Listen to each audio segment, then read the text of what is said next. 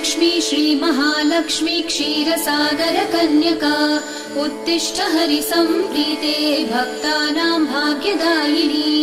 श्रीलक्ष्मी श्रीमहालक्ष्मी क्षीरसागरकन्यका उत्तिष्ठ हरिसम्प्रीते भक्तानां भाग्यदायिनी।